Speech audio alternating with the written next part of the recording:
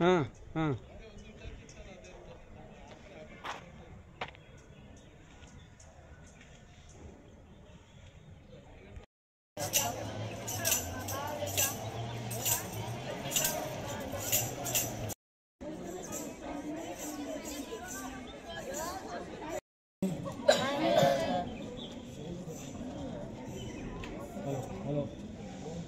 Hello hello ಮ್ಯಾಕ್ testing hello hello S ಇಕ್ಕಟ್ಟಾಗಿ ಕೂತ್ಕೋಬೇಡಿ ಇನ್ನಿದ್ದ ಜಾಗದಲ್ಲಿ ಸರಿಯಾಗಿ ಕೂತ್ಕೊಳ್ಳಿ.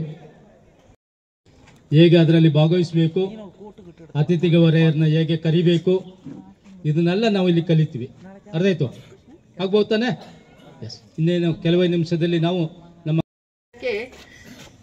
ಇಂದು ಶ್ರೀಮಾನ್ ಸಚಿನ್ ಕುಟ್ಟಯ್ಯ ಅಧ್ಯಕ್ಷರು ಭಾರತ್ ಸ್ಕೌಟ್ ಅಂಡ್ ಗೈಡ್ ಸ್ಥಳೀಯ ಸಂಸ್ಥೆ ವಿರಾಜಪೇಟೆಯವರು ಅಧ್ಯಕ್ಷ ಸ್ಥಾನವನ್ನು ವಹಿಸಿಕೊಂಡು ಈ ಒಂದು ಕಾರ್ಯಕ್ರಮವನ್ನು ನೆರವೇರಿಸಿಕೊಡಬೇಕಾಗಿ ಕೇಳಿಕೊಳ್ಳುತ್ತೇನೆ. ಪ್ರಾರ್ಥನಾ ಶುರು.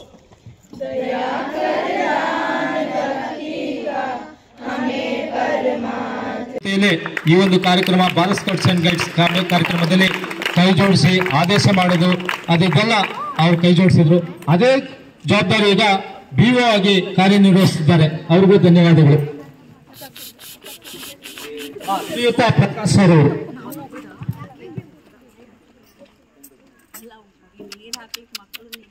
ಬನ್ನಿ ಬನ್ನಿ ಸೈಡಿಗೆ ಬನ್ನಿ.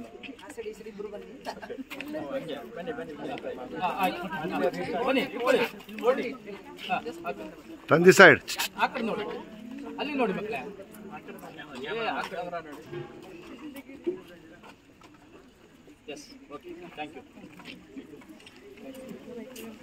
ಮಕ್ಕಳು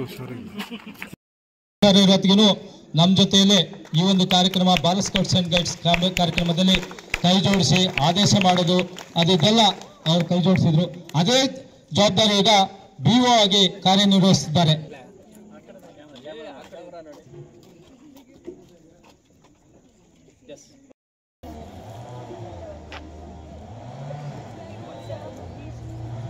Pleasant evening and a camp for Scout and Guides. It's well planned under the leadership of our President. So, firstly, I would like to welcome Shri Sachin Kuttaya, President Scouts Local Association Virajpet. So, welcome you, sir. Scouts and Guides, welcome everybody and thank you all.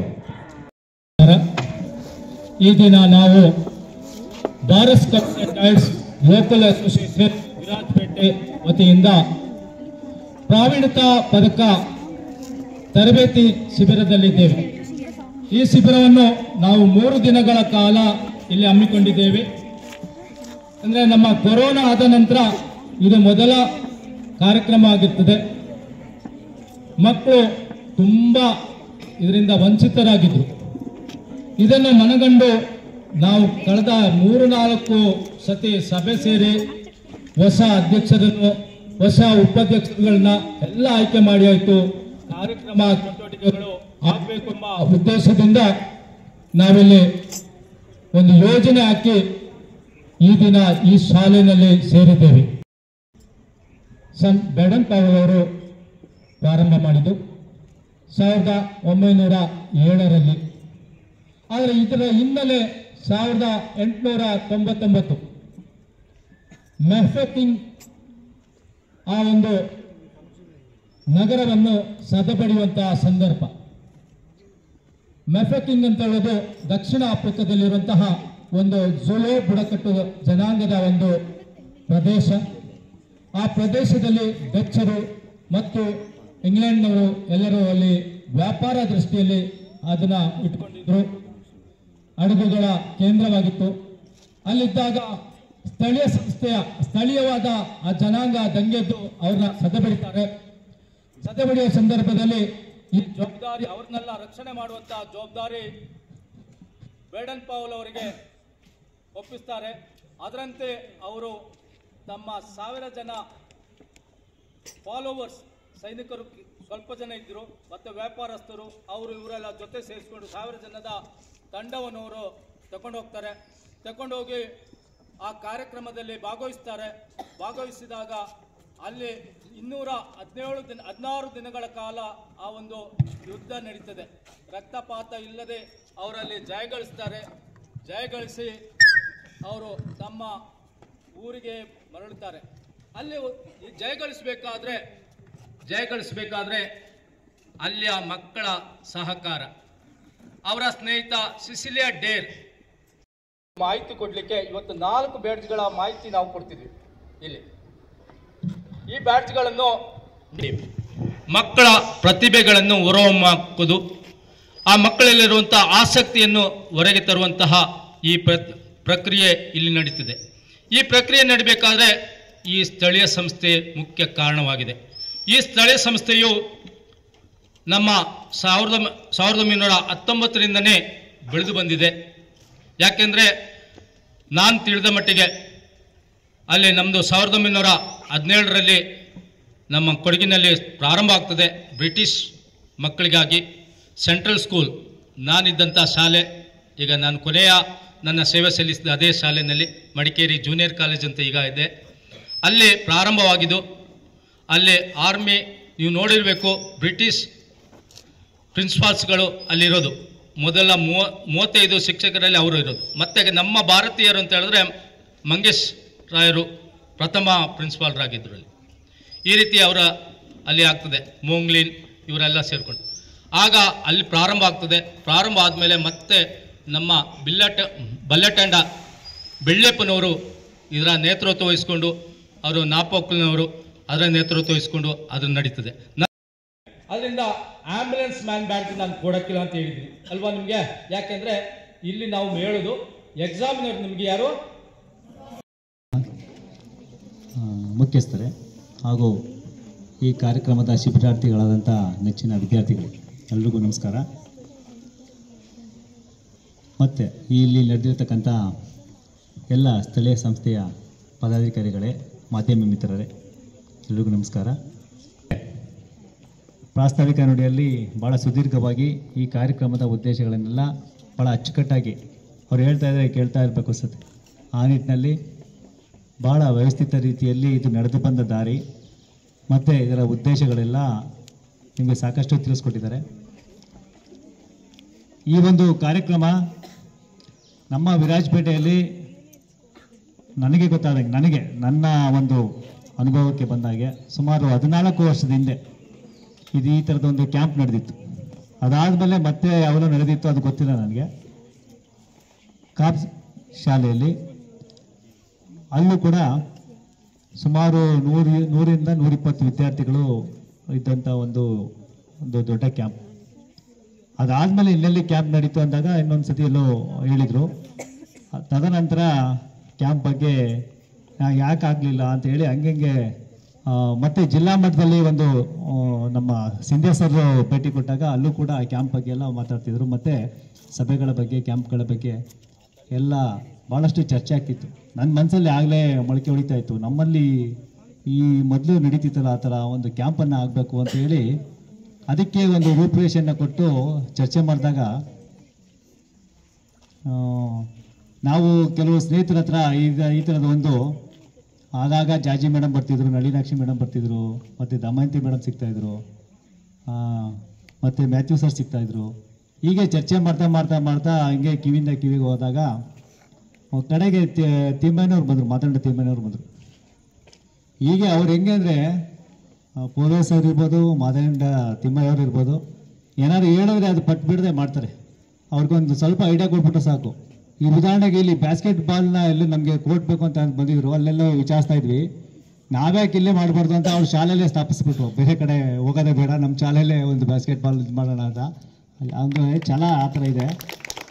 ಅದೇ ನಿಟ್ಟಿನಲ್ಲಿ ಈ ಕಾರ್ಯಕ್ರಮ ಮಾಡಬೇಕಾದ್ರೆ ನಮ್ಮ ಶಾಲೆ ಯಾಕೆ ಮಾಡಬಾರ್ದು ಅಂತ ಅವರ ಮುಂದೆ ಬಂದು, ಅದ್ರ ಜೊತೆಗೆ ಇಲ್ಲಿ ಅಧ್ಯಕ್ಷರು ಅವರೆಲ್ಲ ಸೇರಿ ನಮ್ಮ ಶಾಲೆಯಲ್ಲಿ ಆಗಲಿ ಸರ್ ಅಂತ ಹೇಳಿ ಅವರೊಂದು ತಂಡನ ಕಟ್ಕೊಂಡು ಬಂದೇ ಬಿಟ್ರು. ನನಗೆ ಗೊತ್ತು ಅಂದರೆ ವಯಸ್ಕರ ಜೊತೆಗೆ ಸಾಕಷ್ಟು ಜವಾಬ್ದಾರಿ ಇದೊಂದು ಕ್ಯಾಂಪ್. ಇದು ಹುಡುಗಾಟದ ಮಾತಲ್ಲ, ಎಲ್ಲರೂ ಸೇರಬೇಕು. ಮತ್ತು ಅದಕ್ಕೆ leadership ತಗೊಳ್ಳೋಂಥ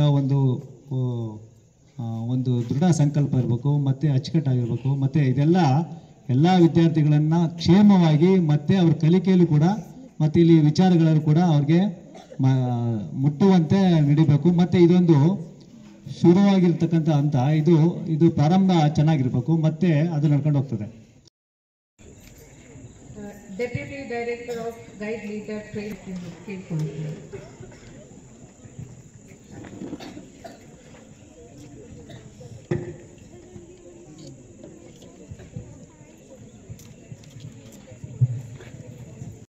The dais, invited guests, beloved scouts and guides and unit leaders.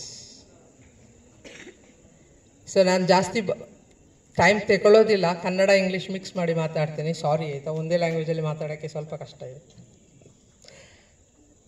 ನಿಮಗೆ ಹಿಸ್ಟ್ರಿ ಆಫ್ ದ ಸ್ಕೌಟಿಂಗ್ ನಮ್ಮ ಜಿಮ್ಮಿ ಸರ್ ಹೇಳಿದರು, ಅದರಲ್ಲಿ ಒಂದು ಪಾಯಿಂಟ್ ಬಿಟ್ಟು ಹೋಗಿದೆ, ಅದನ್ನು ನಾನು ತುಂಬ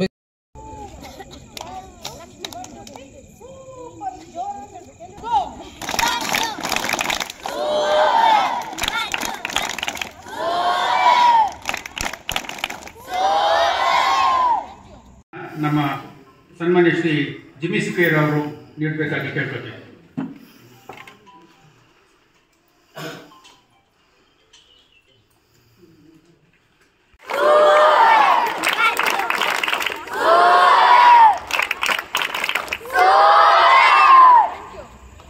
ವಾಸ್ತವಿಕ ನುಡಿಯಲ್ಲಿ ಭಾಳ ಸುದೀರ್ಘವಾಗಿ ಈ ಕಾರ್ಯಕ್ರಮದ ಉದ್ದೇಶಗಳನ್ನೆಲ್ಲ ಭಾಳ ಅಚ್ಚುಕಟ್ಟಾಗಿ ಅವ್ರು ಹೇಳ್ತಾ ಇದ್ರೆ ಕೇಳ್ತಾ ಇರಬೇಕು ಅನ್ಸುತ್ತೆ.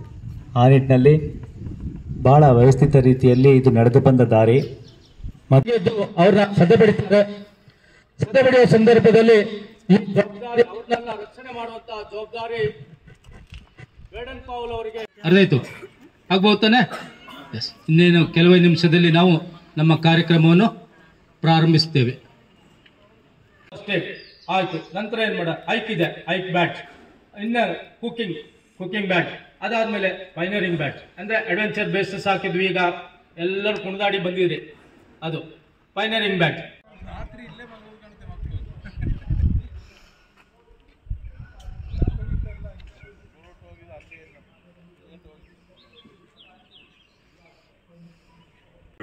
ಅಲ್ವಾ?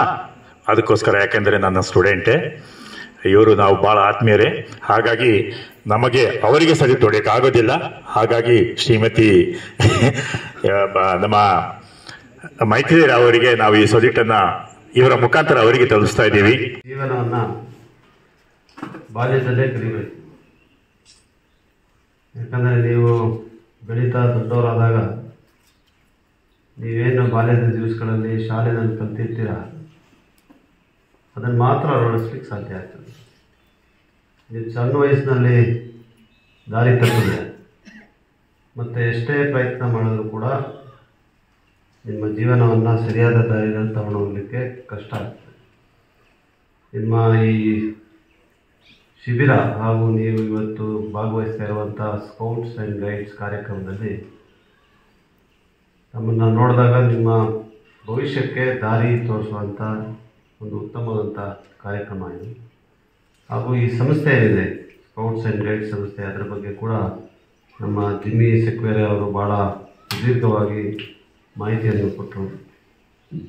ಕಾರ್ಯಕ್ರಮದಲ್ಲಿ ಅಧ್ಯಕ್ಷತೆಯನ್ನು ವಹಿಸಿದ್ದ ಮಾನ್ಯ ಸಚಿನ್ ಕುಟ್ಟಯ್ಯನವರೇ, ಹಿರಿಯರಾದಂಥ ಗೈಡ್ಸ್ ಸಂಸ್ಥೆ ಇಡೀ ಪ್ರಪಂಚದಲ್ಲೇ ಸಮವಸ್ತ್ರಧಾರಿಯಾಗಿರುವಂಥ ಶಿಸ್ತಿನ ಜೀವನವನ್ನು ಕಲಿಸುವಂಥ ಬಹುದೊಡ್ಡ ಸಂಸ್ಥೆಯಾಗಿ ಇವತ್ತು ಭಾಳ ದೊಡ್ಡ ಕೊಡುಗೆಯನ್ನು ಕೊಟ್ಕೊಂಡ್ಬಿಟ್ಟಿದೆ.